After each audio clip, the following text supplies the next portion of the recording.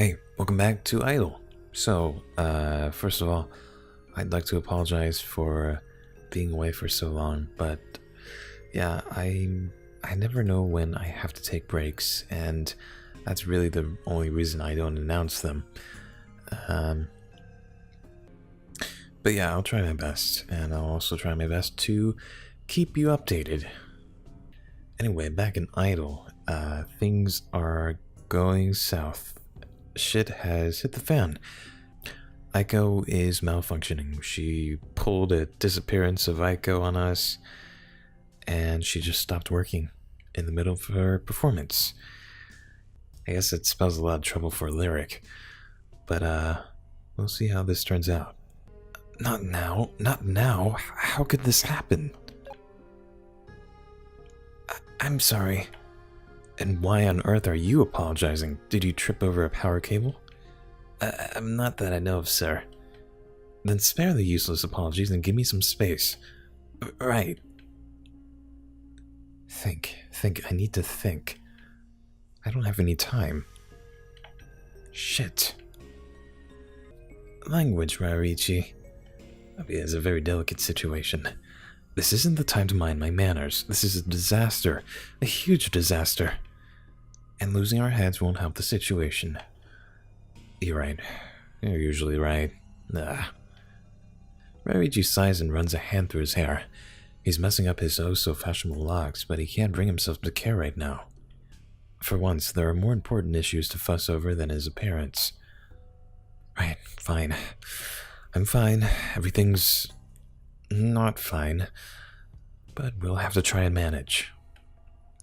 Sayuri, you go and talk to the lighting engineers. Try and figure something out. And make an announcement over the PA system, too. I don't want anyone freaking out. On my way. Alright, well, she does that. Hideki and Yuko, go and appease the crowd. Try to calm them down. Right you are, boss. I'll do my best. I know you will. Kenji, you're coming with me. Do you have that tablet I gave you?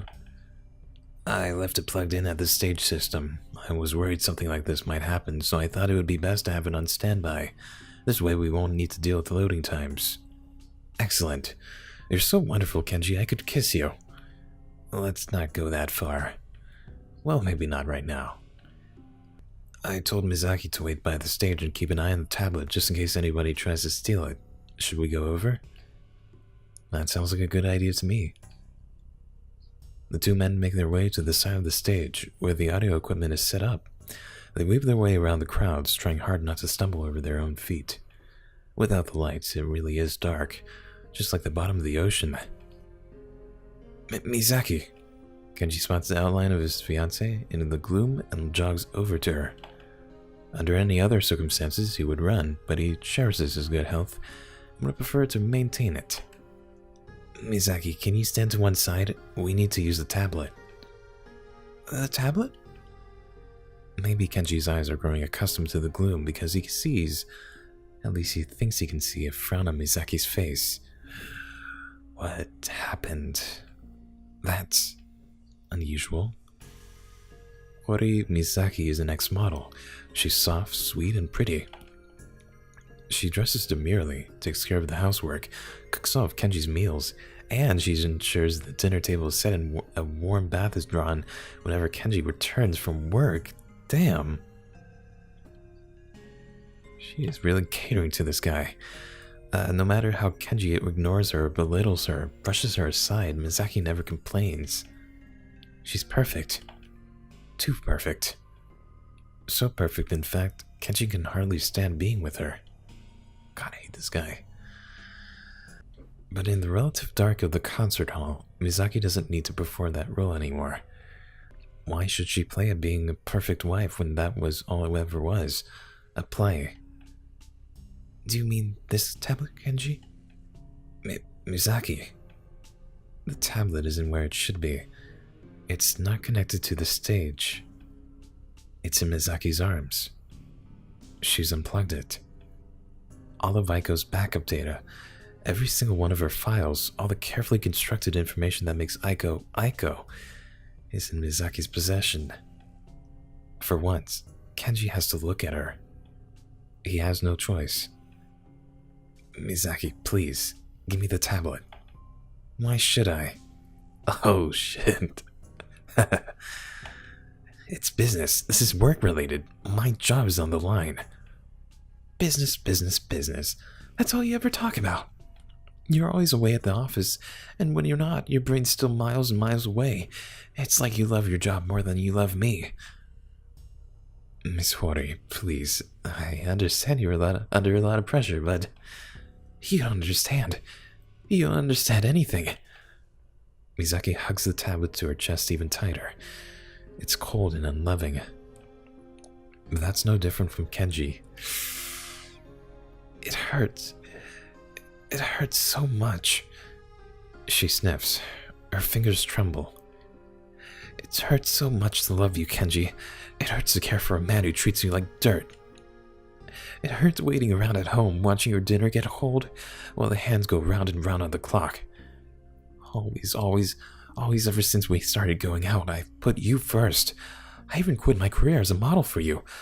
I've done everything for you. I do so much for you, but you don't appreciate it. You never appreciate it. It's like you see straight through me. Kenji swallows. His throat feels dry, as though he's swallowed cotton wool. She's right, of course. Everything Misaki is saying is true. She does love him. Kenji knows how much she loves him. She makes it apparent, not simply through words, but through actions. She quit her job because she loves him. She cooks her meals because she loves him. She lets him trample all over her feelings with a "Juan, come home soon, honey," because she loves him. She loves him too much. But that makes being around her even more painful. Misaki's a nice woman. A kind woman. A good woman. She's a woman Kenji likes. No, not just that. Respects immensely. But he's hurting her all the same. And he'll keep hurting her. He can't help but hurt her because he doesn't love her like she loves him. But please, Misaki, the tablet. Give me the tablet. Misaki's shoulders tense. Her expression twists. And then... No. No, I won't. Misaki. Miss Hori. I won't give it back. I've given you far too much already. I've given you so much. Well, I'm sick of it. No more giving. I'm not going to obey you anymore. And with that declaration, Misaki turns on her heels. Oh, wait. And dashes off into the crowd. Okay, I thought she was going to break it. The darkness soon swallows her on all sides. Shit. Well, I understand why she would do that, but...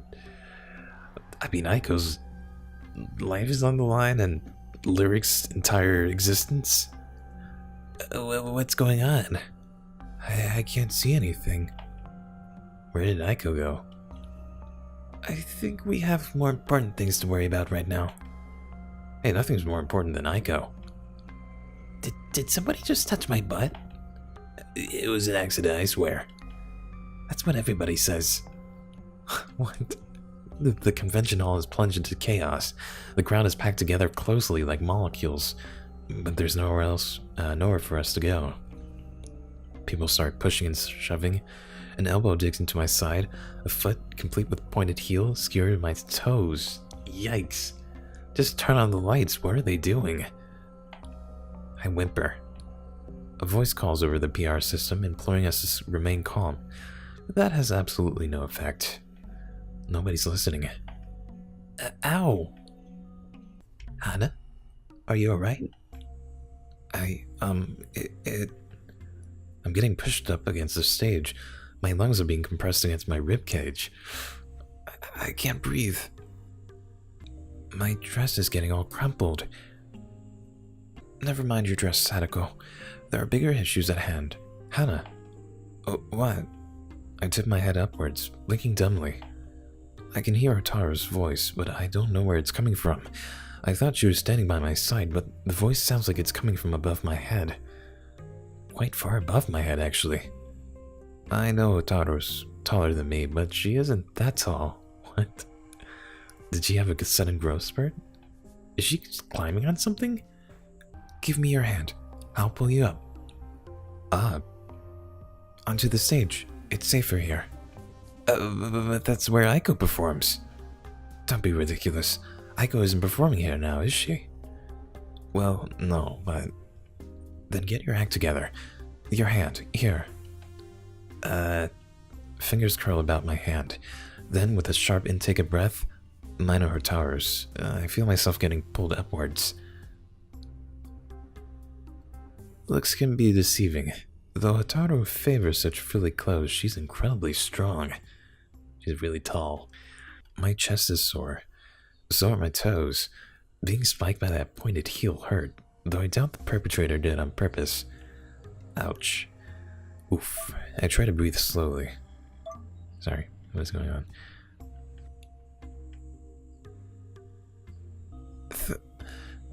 Thank you. It's no problem. Hotaru wipes down her skirt with the palm of her hands, my savior. Is everybody else present and accounted for? I'm here, but you could have helped me too. You're older than me. You can take care of yourself. Stingy. And what about you two? Witch boy, robot girl? We're fine. Mako had a little trouble getting on stage since she has such tiny little arms, but I helped her. Shut up, Yasu. Ow! Yasu whimpers. Did Makoto just elbow him in the stomach? Right. Now that we're no longer in immediate danger of being squashed, I think we should make our way to the back of the stage and escape. That way, we can avoid the crush. Isn't the screen bright enough to see? That's what I was going to suggest. I'm glad we're on the same wavelength. We're not supposed to go around the back of the stage, right? Isn't it off limits?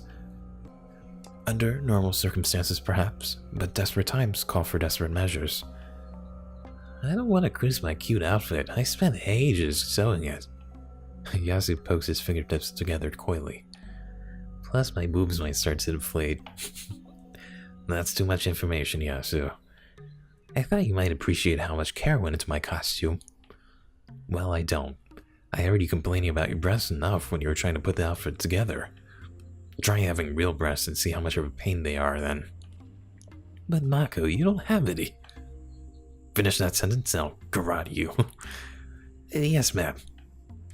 Let's be quick. It seems other people have the same idea as us.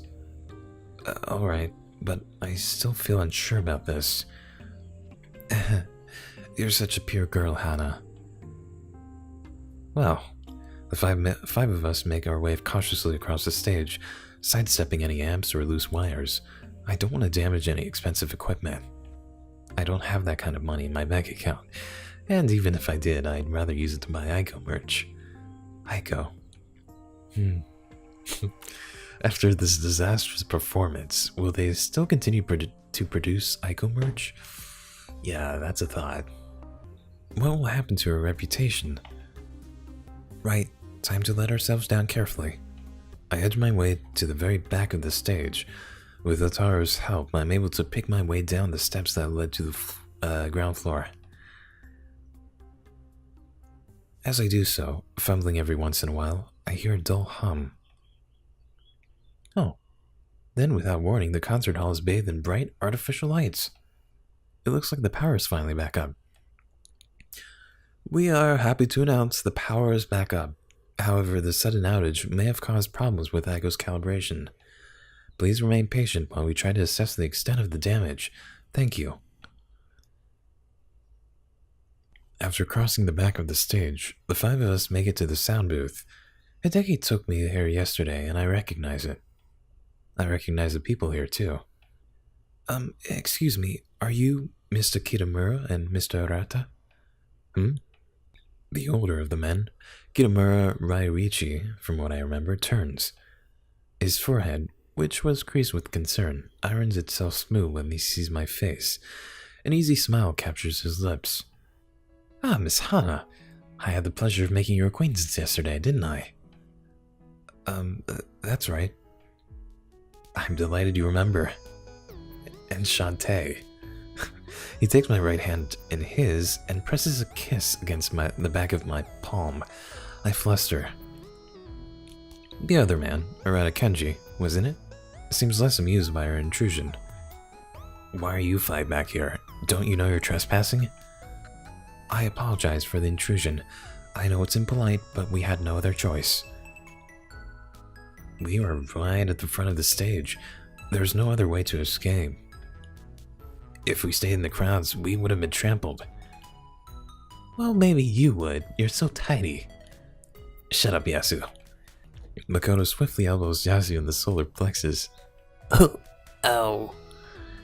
Next time we come to a con, I should go up as a robot. That's the only way to protect myself from you, isn't it? Robots are cooler than your stupid magical girls anyway. I resent that. You take that back. And I resent this intrusion. If you had said your piece, please leave. Now. The lights are back on. There's no need for you to linger. Hey, Kenji, don't be so hasty. Since they're here, we might as well ask for some help. Help? Forgive me, but I did not sign up to be a volunteer.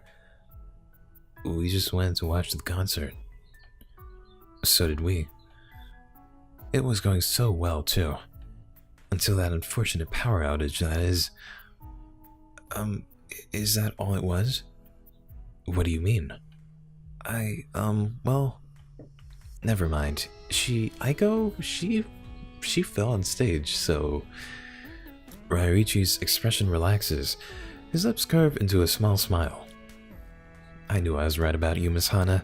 You're a smart girl. I can think of no better person I should entrust with this job. And your friends, too. A job? A member of the PR team. An honorary member, should I say. Left a little while ago with an important piece of tech. A tablet, to be more precise. Hey, Ryuichi. Kenji gives the older man a warning look, but Ryuichi shrugs his concerns aside. The whole while, his easy smile doesn't flicker. We need that tablet back to perform some checks on Aiko. It's nothing too serious. The power outage might have corrupted a few of her files, so we want to double check before we can get the concert back on track.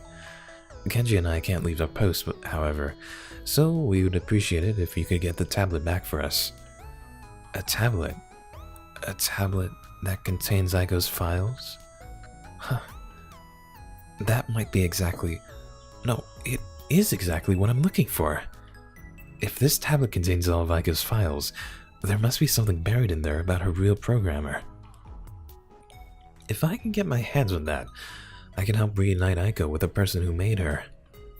But this plan would first require locating the tablet, and then I'd have to steal it, wouldn't I? I can't give it back to the PR team, no matter how charming Ryuichi is. Aiko's been in a critical state for over a week, and nothing has been done. Her malfunction during her performance says as much. The PR team, though they mean well, can't help her. Nobody can help her but her original programmer, and yet for whatever reason, nobody at Lyric seems willing to contact them. Then I'll do it. I have to, but... that sounds pretty important. Is asking us for help really alright? I trust nobody else, my little flower. Little flower? Oh, please. I won't lie, the tablet is quite an expensive piece of equipment, but it isn't the end of the world if you can't retrieve it. We just want it sooner rather than later, that's all. And you seemed like quite the reliable little miss when I spoke to you yesterday. We spoke for less than a minute, but the impression you made was enough to last a lifetime. What a charmer. Would you do this for us, Hana? Or Hana, sorry.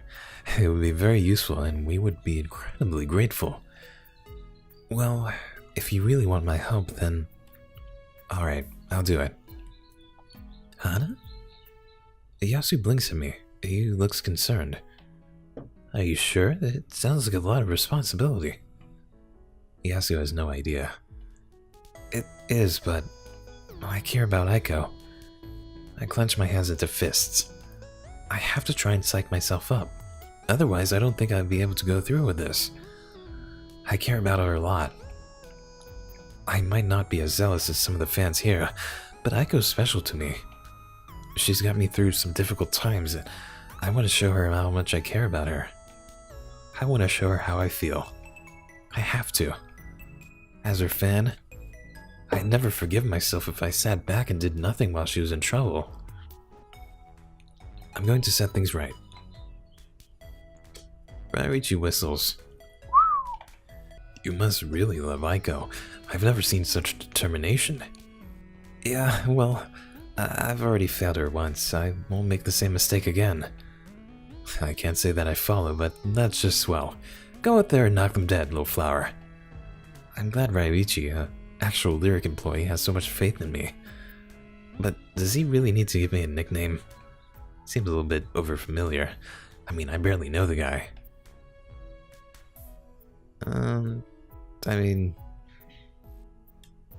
You know what? Since we're doing it for him, might as well cut it out, man. Hey, could you stop calling me that? What? Little flower. But don't you think it sounds cute? If I had a daughter, I'd totally call her that. But you don't have a daughter. At least I don't think he does. Guilty as charged. Besides, I do have a name. It's Hana, remember? Of course I remember. I might be old, but my memory isn't that bad. Ryuichi pouts. But if you're going to retrieve the tablet for us, I guess that makes you a valued team member. For the time being. Since you're doing us a favor, I'll listen to your request. You prefer Hana, right? That's right. It seems like such a waste to me, but I'll remember that.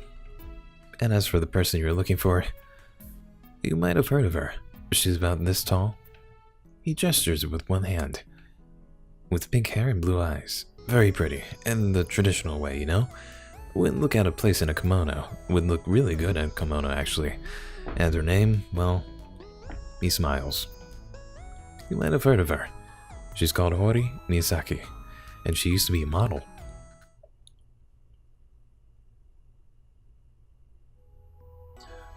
Why the hell did you do that, Ryuichi? Do what? Why did you ask a group of children for help? They're not children. The two women in fancy dress must be in their 20s at least. But your little flower is just a teenager, and more importantly, she has no real connection to Lyric. You're dragging third parties into her private business.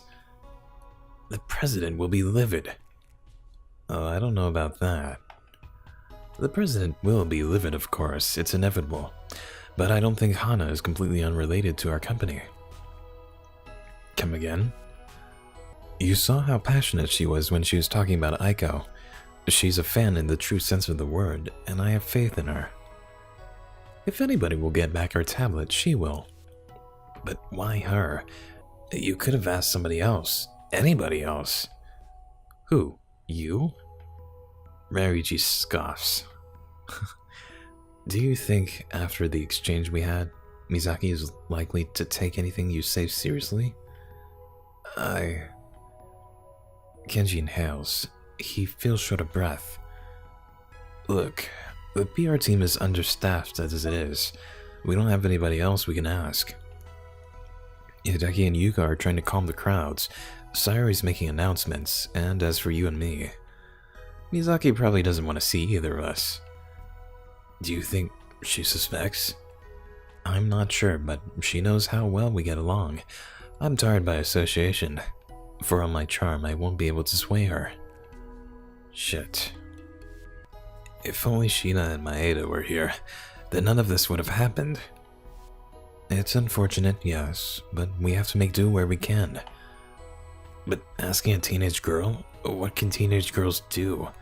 This isn't a young adult novel, for crying out loud. Well, technically. Don't be so negative. We have more than enough to worry about as it is. I'm not being negative. I'm being realistic. But you're forgetting something. Mizaki used to be a teenage girl once upon a time.